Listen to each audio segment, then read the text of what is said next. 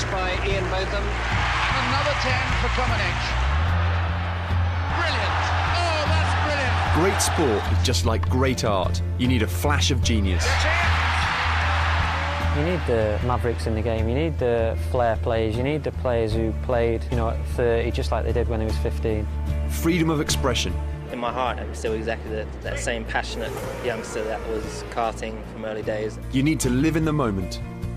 I've always stressed my body out 11 months to get to this one race, and I'm here now. Why stress about it? Now it's time to relax and get it done. But what if these days sport has become so over-professional that we're unable to have fun? I don't think it's really too much of a mystery as to why my career ended up being what it was. I didn't enjoy playing for England. Has inspiration been forgotten? Sport has moved on from just having these natural talented people. That's not just an instinctive natural thing. Does thinking get in the way of performing? Some guys can be paralysed by this, definitely, that eventually they can't swim in the club at all. Is professionalism killing sport?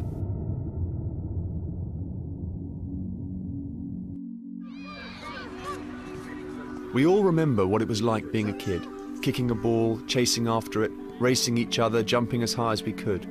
Sport brings together two of the most natural urges known to man, wanting to compete and above all wanting to have fun. Sport allows us to lose ourselves in the moment. But kids, enjoy it while you can.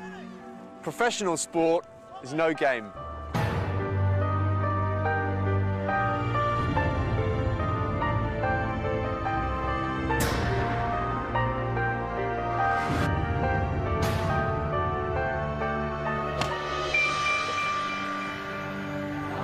When I was a kid, I loved playing sport. Cricket, not football, was my passion. And I was lucky enough that my passion became my profession. And I went on to represent my country. A great cheer for his first 50 in Test cricket. But now, as a writer for The Times, I think about my playing career differently. I struggled to perform when I felt overcoached, overcomplicated, perhaps overprofessional. Did I allow worrying about my technique to get in the way of self-expression? Perhaps I would have scored more runs if I'd allowed myself to enjoy it more. Were my experiences shared by other professional sportsmen? I'll ask the question, can you become too professional for your own good? Sport used to be amateur, played for the fun and the honour. But with formal competition and money, sport changed. Being a professional was the thing to aspire to, and amateur became a byword for sloppiness and poor performance. As an amateur, you always had that excuse.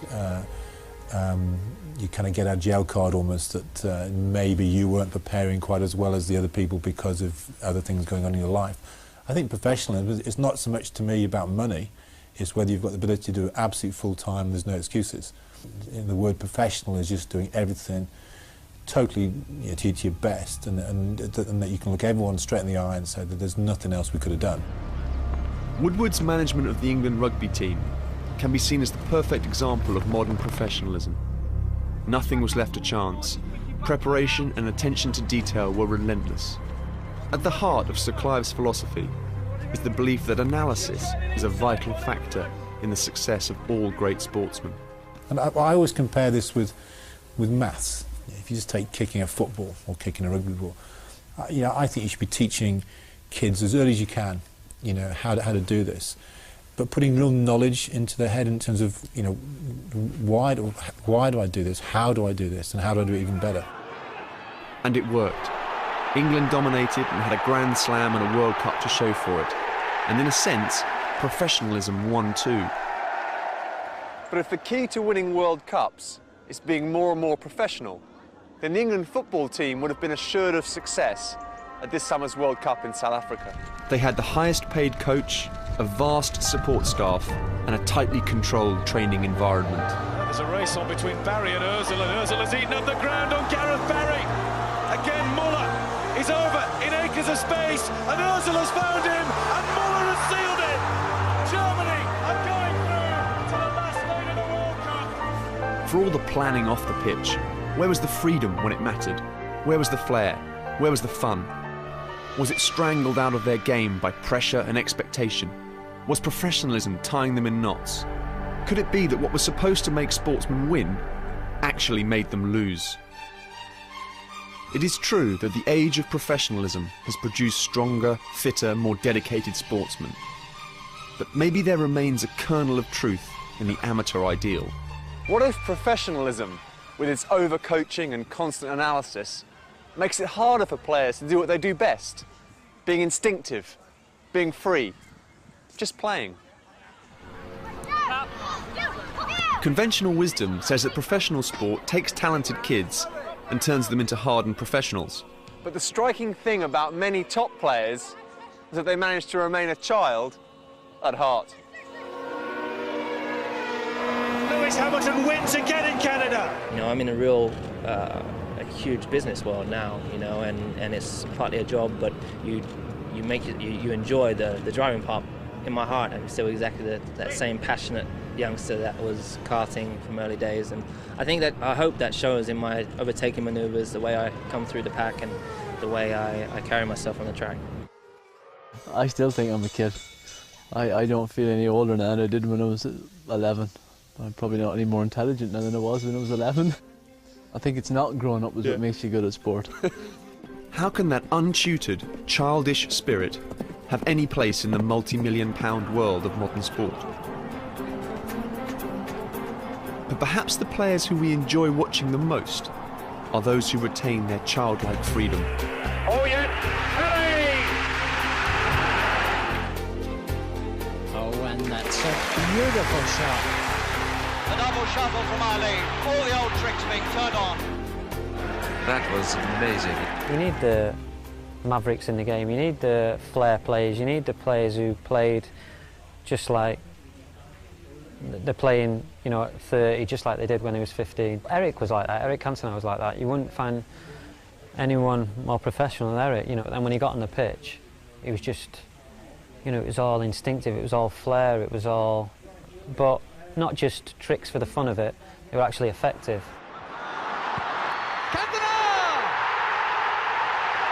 I think sport has moved on from just having these natural talented people. I meet thousands of naturally gifted, talented people in terms of kids all over the world. What I've found is the people who get to the top, the people who win Olympic gold medals, the people who win World Cups in rugby, the knowledge of what they do is very significant. It's not just an instinctive, natural thing. You're taking your talent to a whole new level, which is normally down to the coach. The coach has the ability to put that knowledge into you. One player who hasn't lost the flair he demonstrated as a child is Ryan Giggs. Manchester United's longest-serving player has played at the very top for 21 seasons.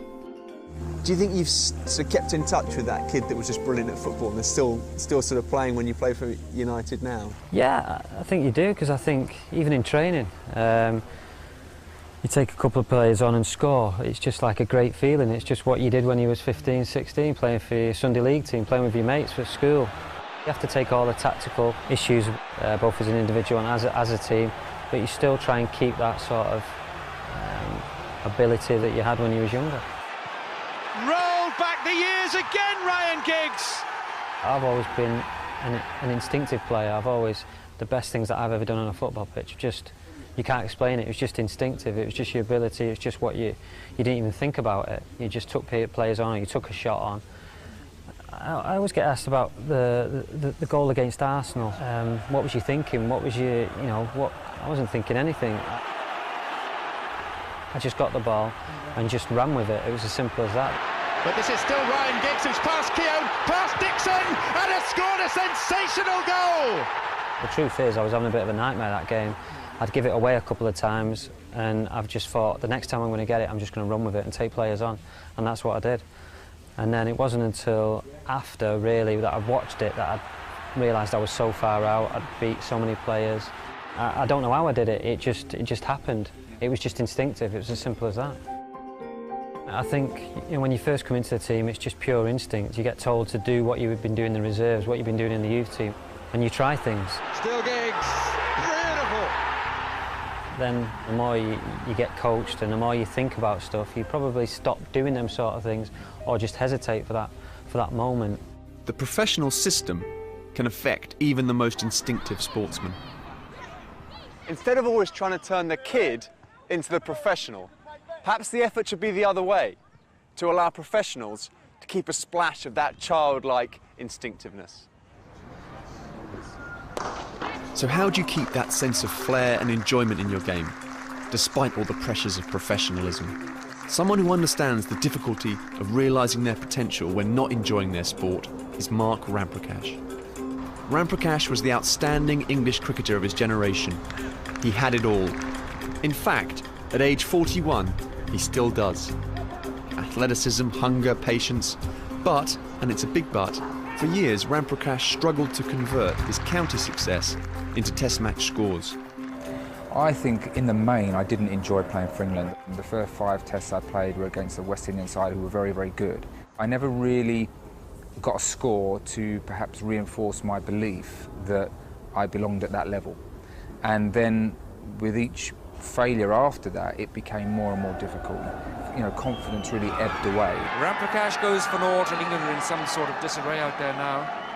What with the low scores that I had, I found it very difficult to relax and enjoy and go out and play as I perhaps would when I felt part of my county side. Other players might have faded away, but amazingly, there was to be another stage in Ramps' journey. He put England behind him, and where others would have lost their love for the game and shunned the limelight, Ramprakash took to the floor. Totally brilliant. As someone who knew him well as an opponent, I remember watching Mark on Strictly Come Dancing. The audacity he could show at the crease returned. He began to have fun, and he triumphed. Mark and... I think when you experience something like that outside of your normal little bubble, which cricket is, it can only help you to come out and express yourself on a field where I suppose in a way you can be a bit extrovert on the cricket field, as you have to be a bit extrovert when you're on the dance floor. So I think it was such a great thing that I really enjoyed, and certainly it's had an impact as well for me playing cricket. Having won Strictly as a 37-year-old, Mark Ramprakash averaged 100 the following season, then 90 the next. Phenomenal statistics, even by his standards. I've had good concentration, but also a relaxed way about me at the crease. And I think the balance is you know, you're sort of always looking for that better balance. You might need to enjoy the game itself, but no professional sportsman could claim to enjoy every step along the way. Suffering and sacrifice come with the job.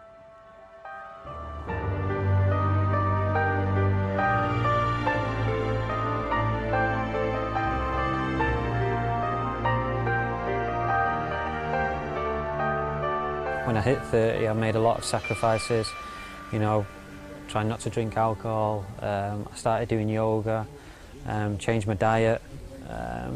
It's probably been my most successful time since I turned 30.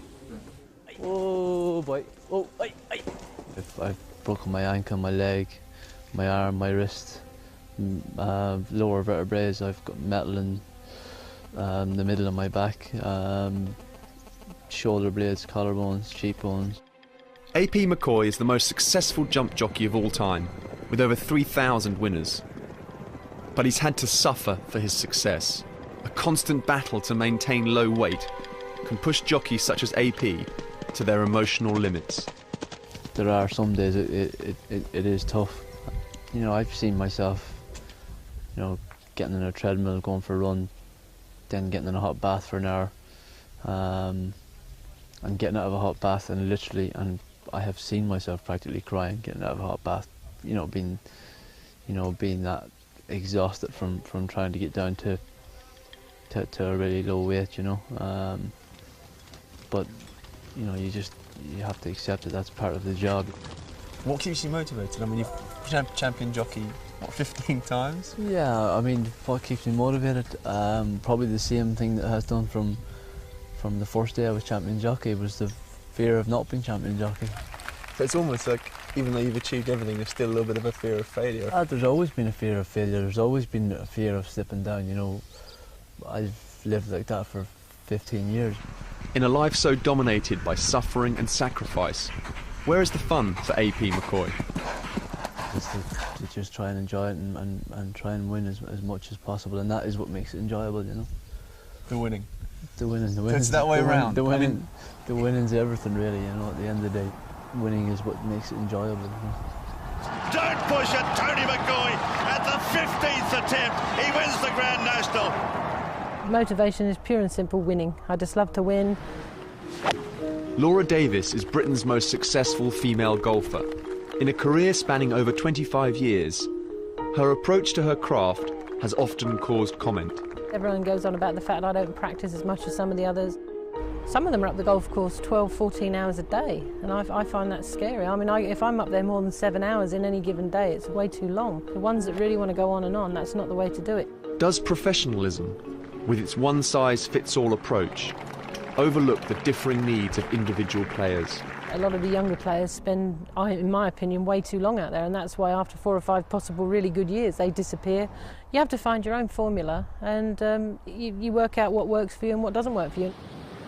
You need to make the most of what you've got. Don't cut corners, and then you will get the benefits. You'll be happy within yourself that, yeah, I've done the best I can to make the most of my ability. So in a sense, all the training is something that stops you having to worry about anything, and then you can just get out there and express yourself. Yeah, because you can go into a game knowing that you're prepared right. Never forget the ability that you've got in yourself, but also prepare yourself the right way. In a funny way, all the hard work off the pitch helps Giggs to relax on the pitch.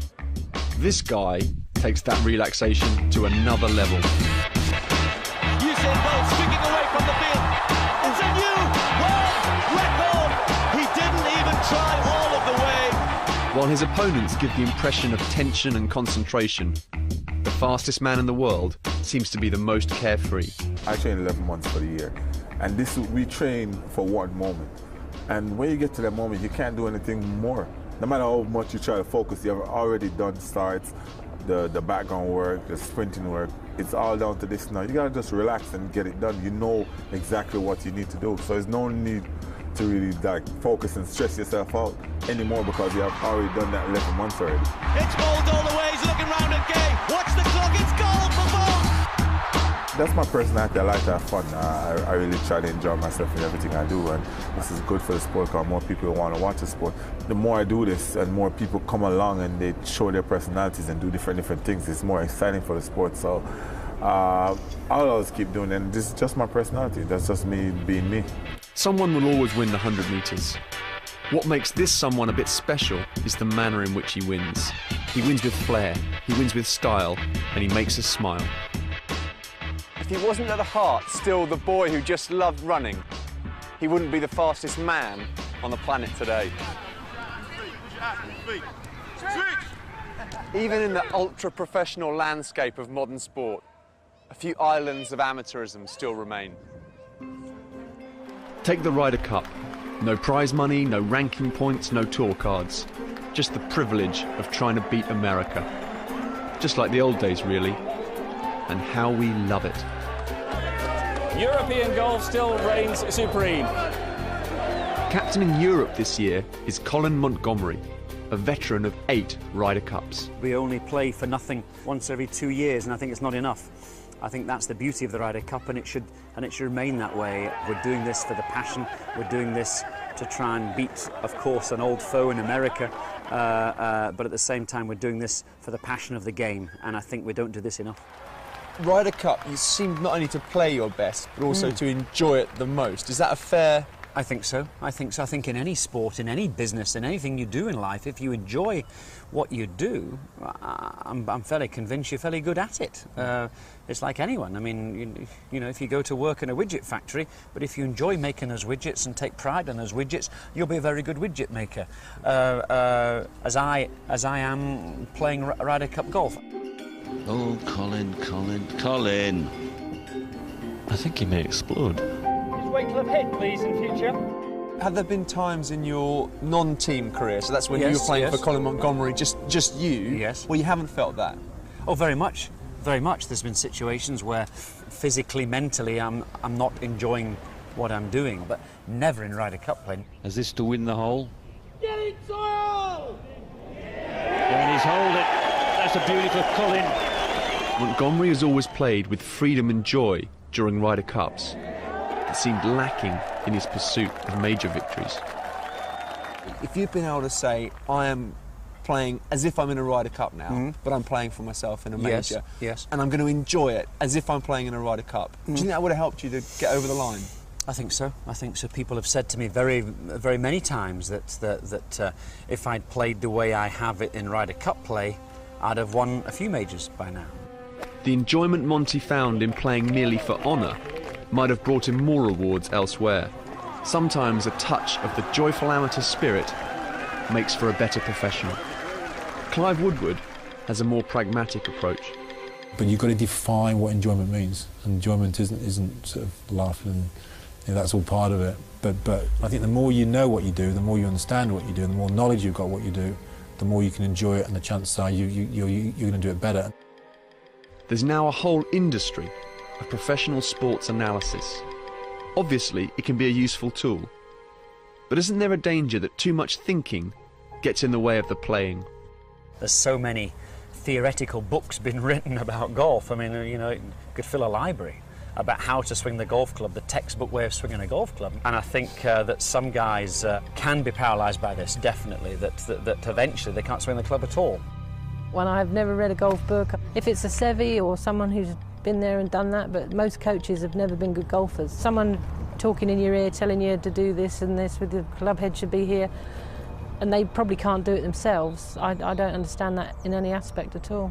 A good friend of mine, Carl Wellen, who used to write, you know, always said that, you know, but giving me instructions and that I'm better off if you just, he reckons I was much more an instinct person. You're better off letting me get on with it. You might well be just thinking about what you're having for dinner on that evening, and you just hit a golf shot close to a pin, and you think, that's amazing. I haven't thought about technique. I haven't thought about where I'm at the top or whatever the case may be. Almost like you did when you were a kid. Yes, yeah. And I think it's that simplistic way that aren't the simple things in life the best?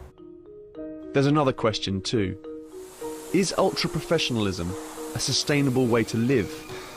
What does it do to you as a human being? If you narrow your life too much, are you inevitably going to snap?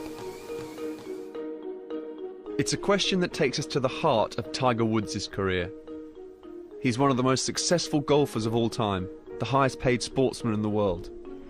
With 14 majors under his belt, the man's a global phenomenon. It will gather down towards the hole. Has he judged it well? He has. This is a wonderful shot from Tiger Woods. It's crawling towards the hole. Will it reach? Will it reach? On the edge for Tiger Woods, and in! Is that the shot to win the Masters for Tiger Woods? As a grudging genius, Woods is the embodiment of modern professionalism. I think he's the greatest sports person that I've seen in my time. You know, obviously to go and play golf and actually be that close to him and watch him doing what he's better than everyone else, that was amazing. And you can see when you're playing golf with him where the focus comes from, where the attitude. I could see his whole mental state of mind. You know, that what makes him, what has made him what he is. Throughout Tiger's problems, the question has remained: how can the world's best golfer derive so little pleasure from being so gloriously good at hitting a golf ball? Come on, guys, watch your cameras. Some sportsmen act cold to gain a competitive edge.